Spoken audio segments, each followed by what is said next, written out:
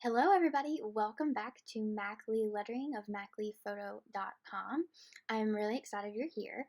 Today I'm going to be doing a Bible journaling entry in my Innerleaf Study Bible in Psalms 141:3, and I'm going to be just doing a quick tutorial to show you how I did this.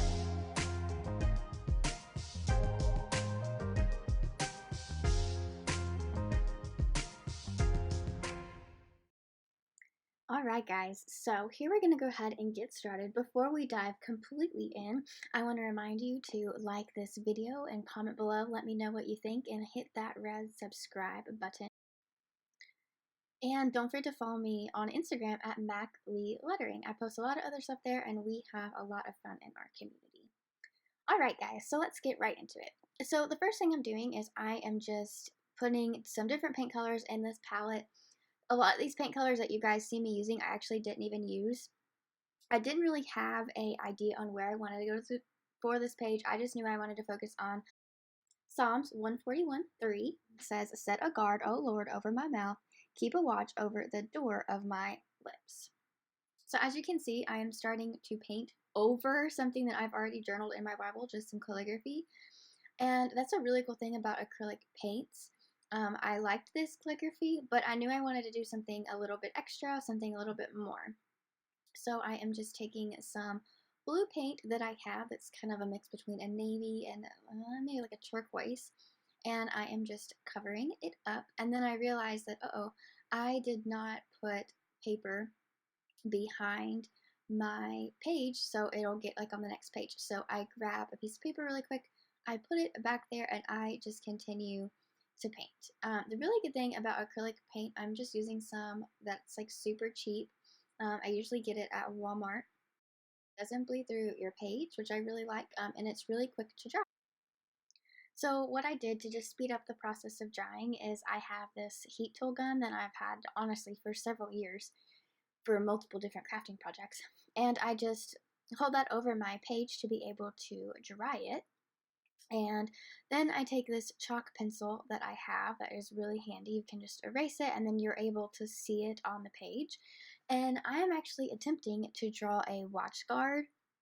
So it was interesting because when I've read this verse multiple times, I always think of, it says, set a watch, set a guard, O Lord, over my mouth, keep a watch over the door of my lips. And when I think about that, I thought, maybe like of like a watchdog or something like that.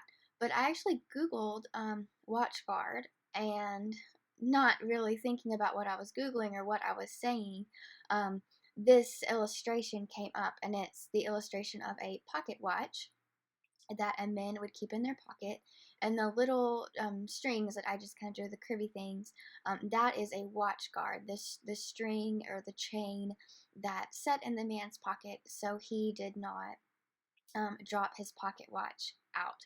And I thought that that was just a really unique illustration because I didn't think of that in like the first time that I read this, first or second or third or fourth. Um, but I thought how true to that if we are attached to God and we hold on to God, He won't let us fall. And I just thought, wow, that's just so powerful. So I just found a picture on Google that I referenced to be able to draw this, and I did include a free printable for you guys in my blog post where I just drew it on my iPad, and then you guys can just print that printable out. And then you can attempt to draw this too. It is, and by no means perfect, as you guys can see, as I continue to paint and draw.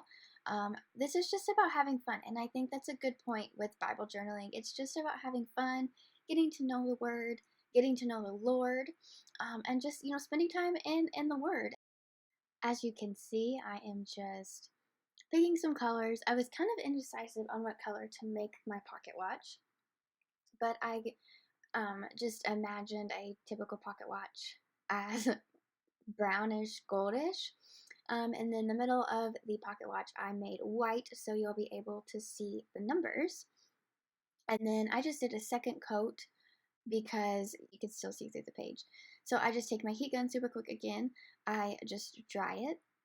And that gun is seriously amazing, or I don't know if I should call it a gun, but the heat blaster, maybe you could say. I just start to outline the pocket watch, and the brushes that I'm using are nothing special. I will say I have attempted to buy the most cheapest brushes at Walmart or Michael's, but I have noticed the issue with buying those brushes is that the hairs fall out in your page, and that really bugs me because then I'm constantly trying to get the little hairs out.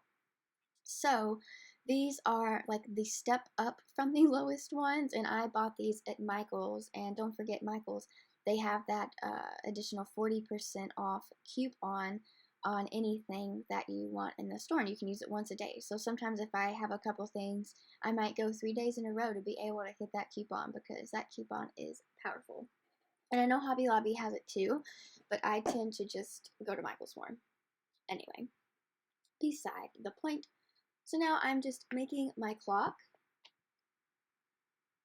and I did switch brushes because my other brush had more of an angle, and this has, as you can see, more of a sharp point.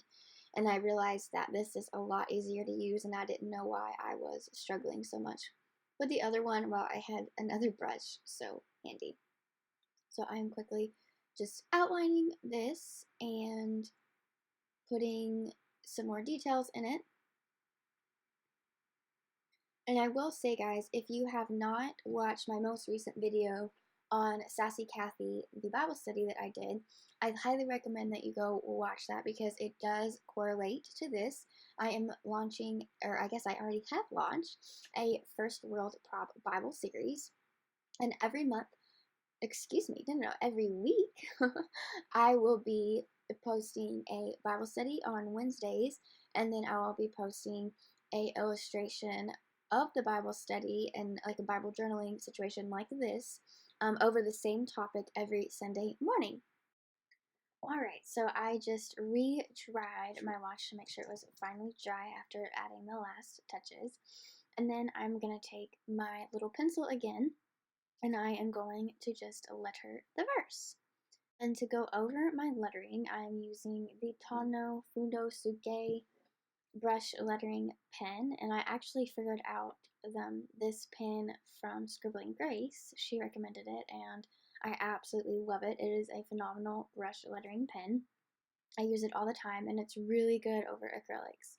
So I just letter this quickly, and I make a little prayer on the side, and I just say, Lord, I pray for my mouth, praying for good things to come out of my mouth that please you. I pray I am nice and understanding. Amen. And then I go over and I erase the pencil. And yeah, guys, that is it. So I really appreciate y'all watching, and make sure to head over to the blog to get the free printable.